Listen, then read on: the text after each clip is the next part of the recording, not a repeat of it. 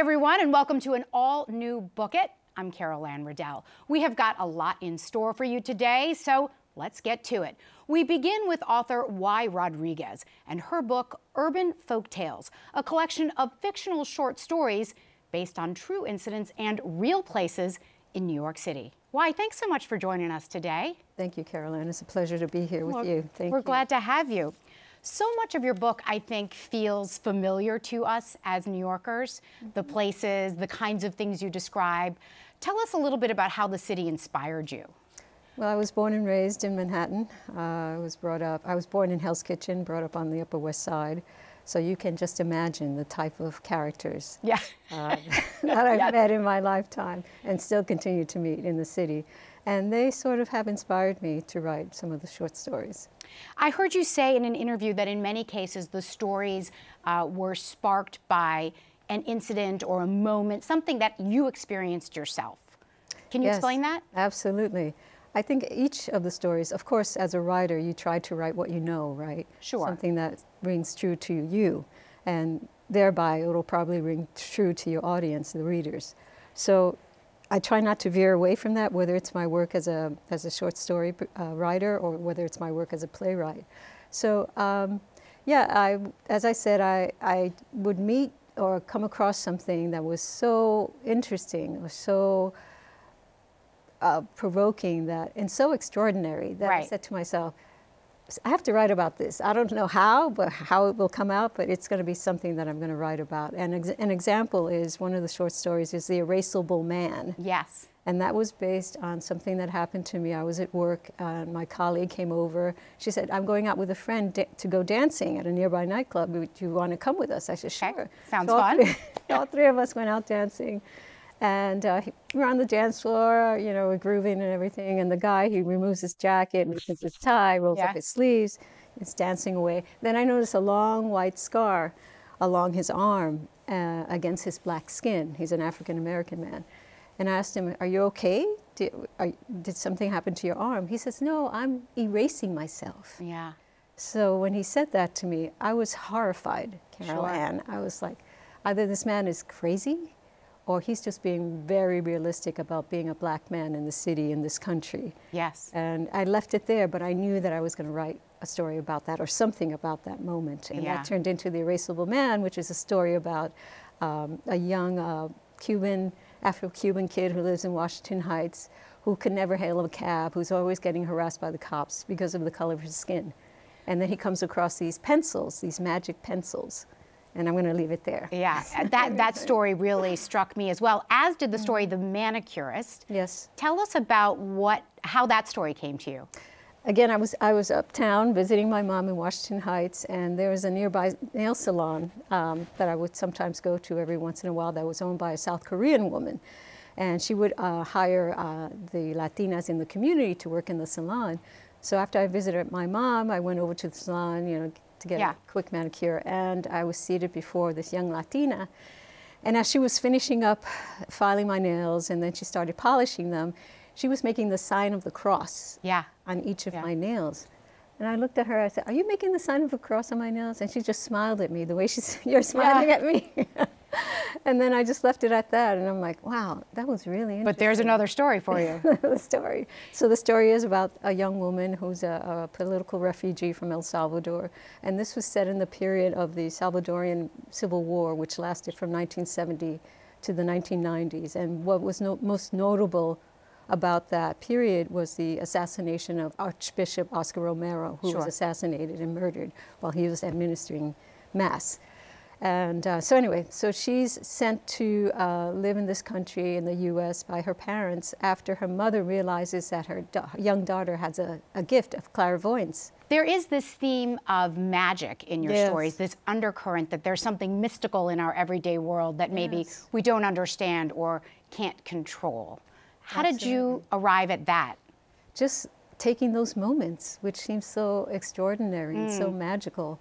And that's true. That's an interesting way. Yeah, that's an interesting point to make. And so, and also elevating the language a little bit to take it to that height of magical realism. So, you know, it's taking that moment, which is mystical and magical just unto itself, right?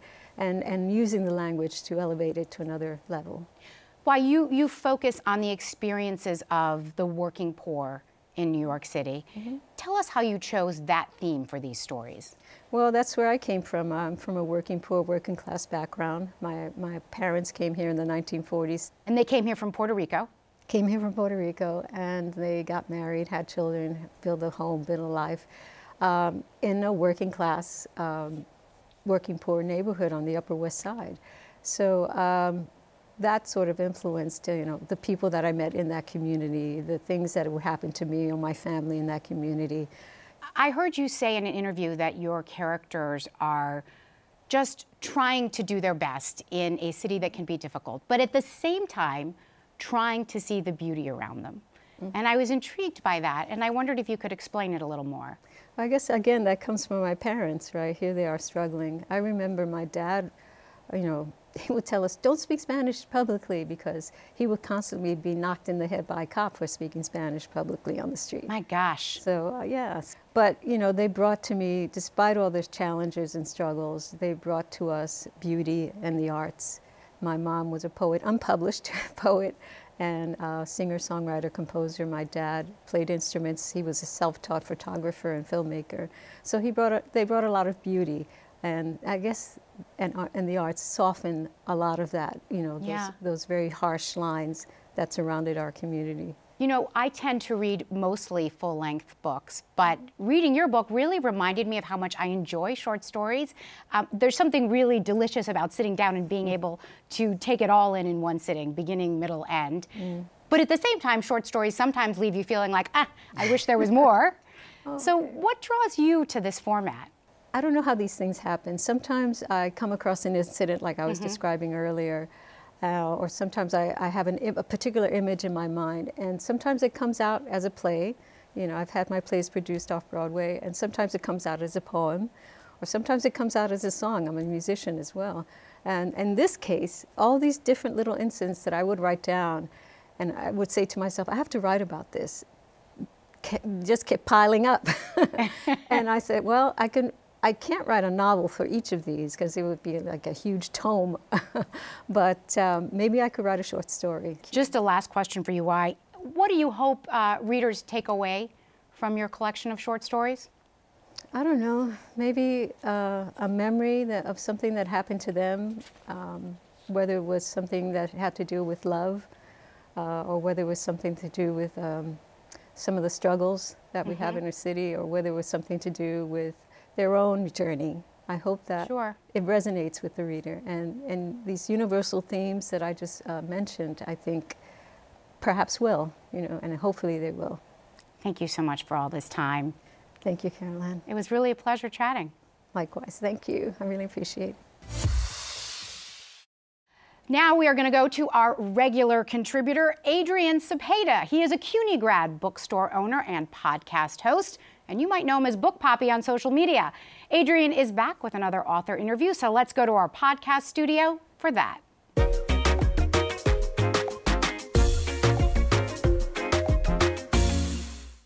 Hi everybody, this is Adrian, a.k.a. Book Papi. I'm here with a really, really great and fun guest today, Jordan Salama. He's the author of Every Day the River Changes. Hi, Jordan, and welcome to the show. Adrian, thank you so much for having me. I'm so glad you're here. And as I always start off, I want to know your pronouns, your ethnicity, your culture, all the roots that your family brings to you. Wow. Okay. Yeah. So he, him, and my background is very mixed, which is something that's funny. I mean, I was born and raised in New York, but my family is Iraqi, Syrian, and Argentinian Jewish. Oof. Yeah. Let's go. So my mom was born in Baghdad. My dad's family were Syrian Jewish migrants to Argentina who then made it to the U.S.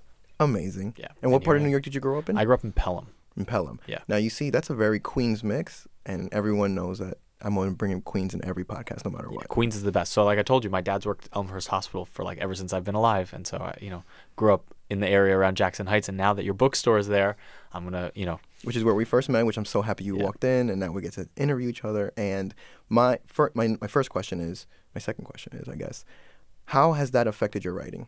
your writing in books, your journalism, how has your culture, if at all, affected your writing or what you cover?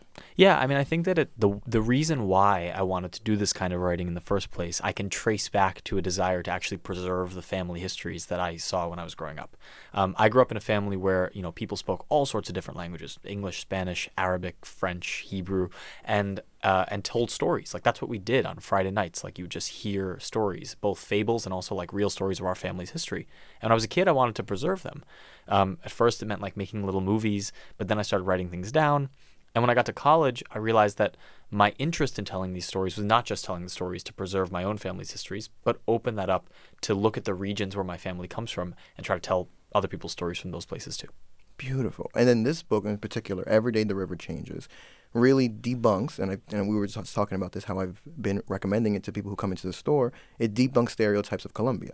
So you had been to Colombia one time before going to do research for this book, or? Right. Well, so I was in Colombia for the first time. It was my first time actually traveling outside the United States alone in 2016. This was before the peace deal was signed that ended formally Colombia's more than 50 years of armed conflict. Right. But I was there alone, and everybody that I spoke with was like, if you like stories and you want to understand Colombia, you need to understand this river. It's called the Magdalena, and it's just filled with stories. It crosses a cross section through the country, and you should travel it. And I was like, travel the Magdalena River? Like, when am I ever going to have time for that?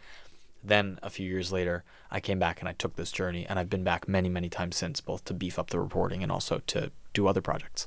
Beautiful. And then I remember hearing you say that this was, we're close in age, although I'm older, which is insane, is that this is travel writing for a new generation, or our generation. Hopefully that includes me. Yeah, absolutely. Why do you think that the way you approach the subject, what makes it different than the way travel writing used to be? I think that a lot of people think of travel writing in this kind of antiquated way, where it's a person who kind of comes into a place and writes about it.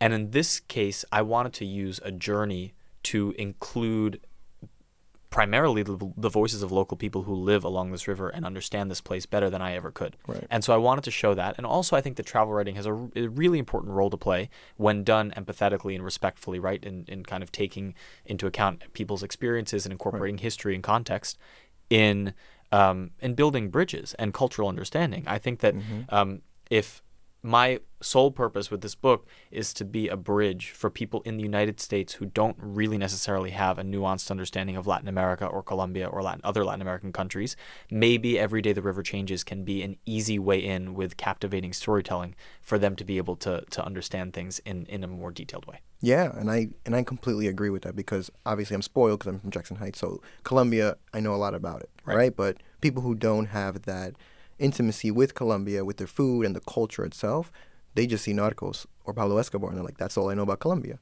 But you really brought in that depth of like families, children, adults, different working jobs all throughout the story, and I really love that. Thank you. And you really did preserve it. But I want to talk about your next book also before we wrap up.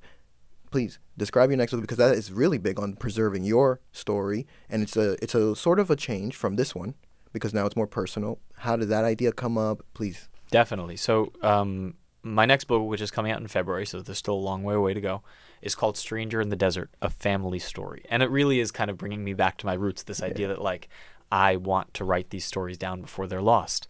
I start out Every Day the River Changes talking a little bit about my family's history, and I realized that when I was talking about the book in bookstores and libraries across the United States, a lot of people would say like, oh wait, but like tell me about your family's background. Like I'm curious about that, what's going on there.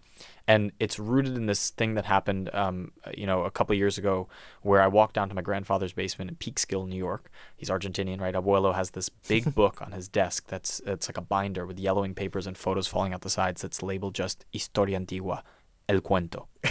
And you're like, the ancient history, the story, and you're like, what could this be? So I open it up and I start reading it, and it starts out with like 500 years of the wandering history of my family. That's crazy. From like Sephardic Spain to Ottoman Syria to Argentina and beyond.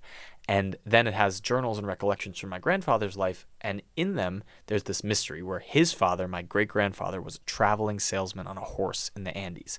So a Syrian Jew who moves to Argentina in the early 1900s and goes to work on a horse in the Andes Mountains, selling clothes and other materials to rural communities in the mountains, and that he has other descendants.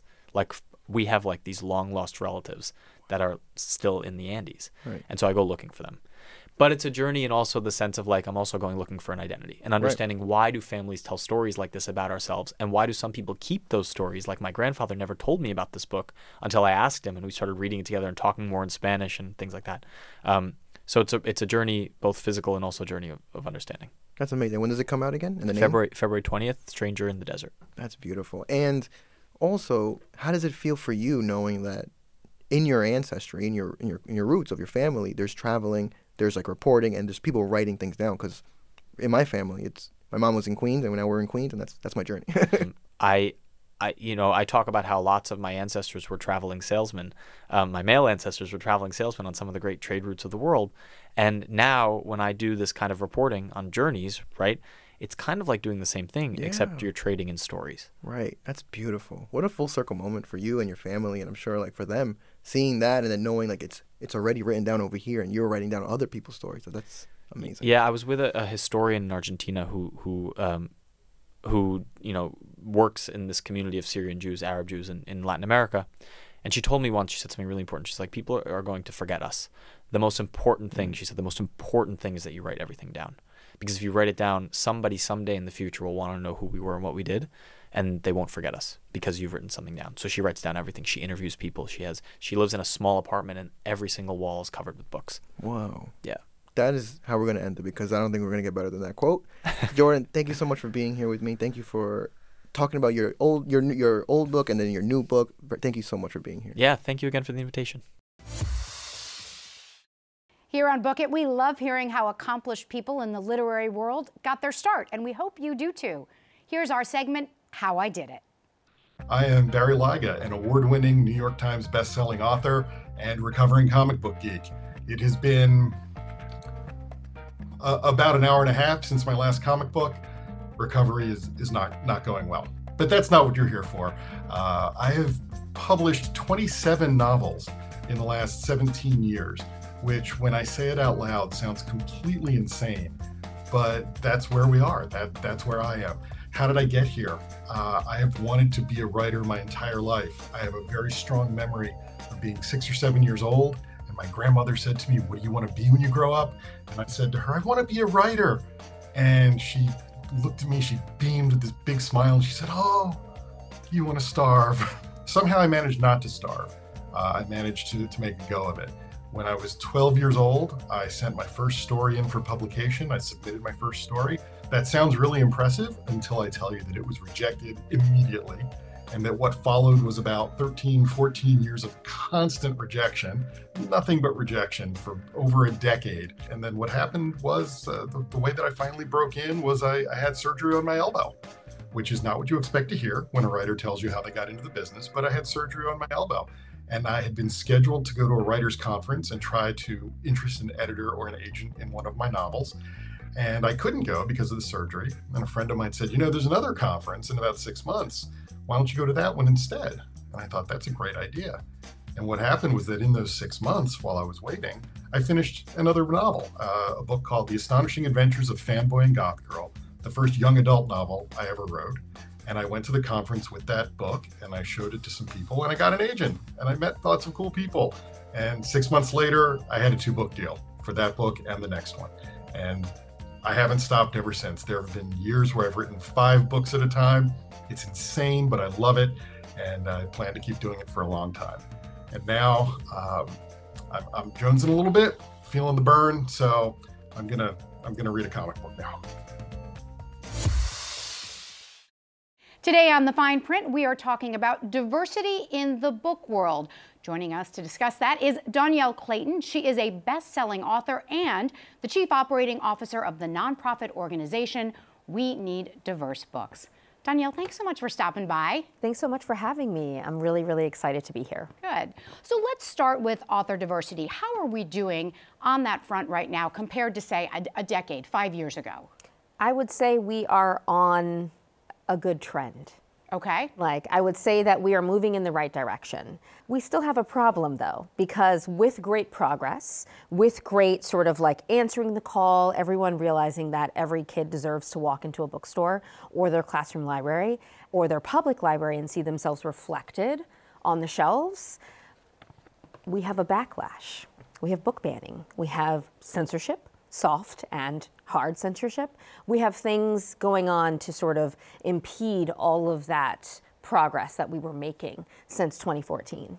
And how many books that are published would you say, generally speaking, are being written by diverse authors as opposed to white authors? What's fascinating is that the CCBC, that's the Cooperative Center for Children's Books, and it's associated with the University of Wisconsin in Madison. They track these numbers every year, and they put out a graphic. I was just looking at the stats. We're still at 75% of books, if not more. It might even be 75 to 80% of books still feature a character that is white or anthropomorphic that sort of stands in for that. And so we still have a problem. And another piece of this, right, is the publishing industry. Yes. Meaning what's happening at the level at which people are deciding which books should be published. Exactly. And so there are so many different kinds of gatekeepers. That's a word that we use in the publishing industry, whether it is the publisher at the publishing house, the agents, the literary agents that sell the books to the publishers and the editors. What happened is that we needed to make sure that the editors realize that there are kids that want books that are from all walks of life. Sure. And so we had to sort of make sure that we changed the pipeline. Yep. It's really hard to become an editor. It's a different track, right? It's not something that I didn't grow up thinking I could be an editor. I wouldn't even know what that meant, right? And so it's about education and making sure that people and young people know that this is a profession so that they can go into it. Publishing is set in New York. New York is one of the most expensive cities in the world. So you've got all kinds of sort of barriers of entry along the way in these gatekeeper sort of systems. Tell us a little bit more about We Need Diverse Books and the mission. Absolutely. So We Need Diverse Books started as a viral hashtag in 2014. So we all went online and we shared, and it went viral all over the world for 3 or 4 days. And then we got to work. And we built different programs that talked about that pipeline, that chain. We started working with authors to help them make sure that they could interpublishing with education, with grants. Then we built a internship program to help people get into publishing, because interns is a big part of our industry. That's a very interesting point, because that is such an entry. Yes. And not one that necessarily everyone has access to. Exactly. So we built a program there. Then we tried to also work with librarians and teachers and say, here's a book talking kit. Here's how you talk about diverse titles. Let's talk about how you talk about them. This is just an adventure about a kid who goes to outer space. Right. They happen to come from Spanish Harlem or wherever. You know, and Dhonielle, I read that you said in an interview that when you were a child yourself, many of the books that you loved did not have characters that looked like you. Let's dig into that. What is the impact like on children when that is the case? I would say for myself, it meant that I didn't know that I belonged in a book. And so I think that not seeing myself growing up in books meant that my imagination was changed. I didn't become a writer until much later in life because I didn't know that I could. I didn't know that I belonged in the types of stories that I was reading. Well, that leads to my next question, because you are a best-selling author yourself. Yes. And you're out with a new book for middle grades called The Memory Thieves, and it's the second in a series, I believe. So tell us a little bit about that and how you're tackling those issues in your writing. Absolutely. So The Memory Thieves is the sequel to The Marvelers, which is my answer to magic school. And so The Marvelers is about a girl named Ella Durand who goes to a magic school that lives in the sky, and it moves all over the world. And it has kids from everywhere. And it's about her adventure being the first of her magical group to attend. And The Memory Thieves is the sequel, so you get all of the shenanigans of book 1, and then more tomfoolery and shenanigans of book 2, because of course things are still amiss, and there are fish to fry, and the villain is still loose, and all the drama, without giving any spoilers. But I wanted to create an environment that welcomed all kids. Just a final thought on this topic, Dhonielle, for our readers and book lovers out there. Yes, I would say that books build imaginations, and they can also give a kid a purpose and a home and their first friends and their first taste of the world. And if we can't find space for all children, we've failed, because we have to make sure that every single kid gets to develop a relationship with story, with literature, and help their literacy rates. Because if we don't have a literate population, we're doomed. And so books are where we start. And we have to make sure that we're taking care of everyone and not just the very few. Lots to think about there. Thank Yes. you so much, Dhonielle. I appreciate all this time you gave us today. Thank you for having me. It's been our pleasure. Next up, we are going to head over to columnist and author Linda Stasi, who, as always, has her uncensored book reviews.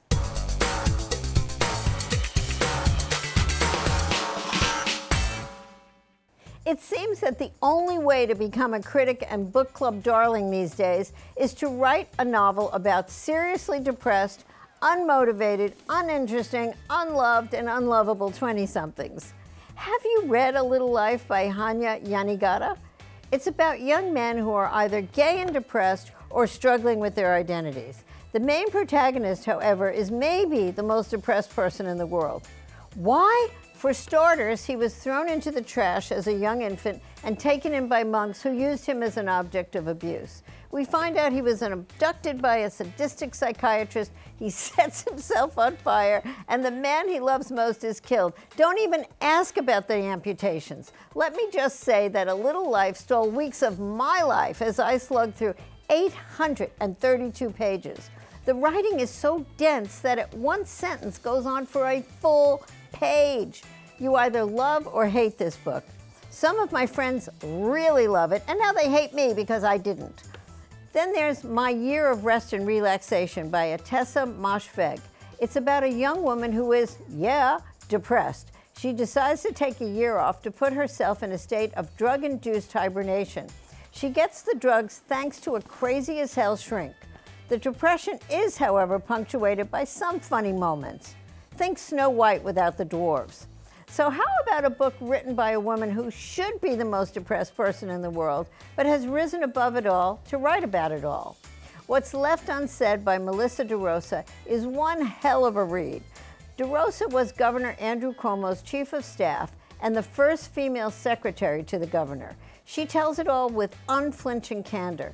She writes about lockdown, nursing homes, her separation from her husband in the middle of it all, and the administration's undoing by accusations of sexual misconduct from women who worked for or briefly met the governor. Remember, Cuomo had just months before the scandals broke been the most popular politician in the country. His hard-charging ways, though, caused enemies on the left and the right to grab onto the stories and put the nails in his coffin. Look, I know how hard it must have been to get a book like this published because I had the first interview with Cuomo after he resigned and went basically into hiding. Not one legitimate media at the time would run the interview. Well, we can't go against the women, they all said, as though I was what, a man? I've interviewed child-abusing priests who were given more respect. What's Left Unsaid tells it from the inside. What's real, what's not, and what's left unsaid. For Uncensored, I'm Linda Stasi. That is our show for today. Thanks so much for watching. We'd love to hear what you think, so please check us out on social media. I'm Carol Anne Riddell. See you next time on Book It.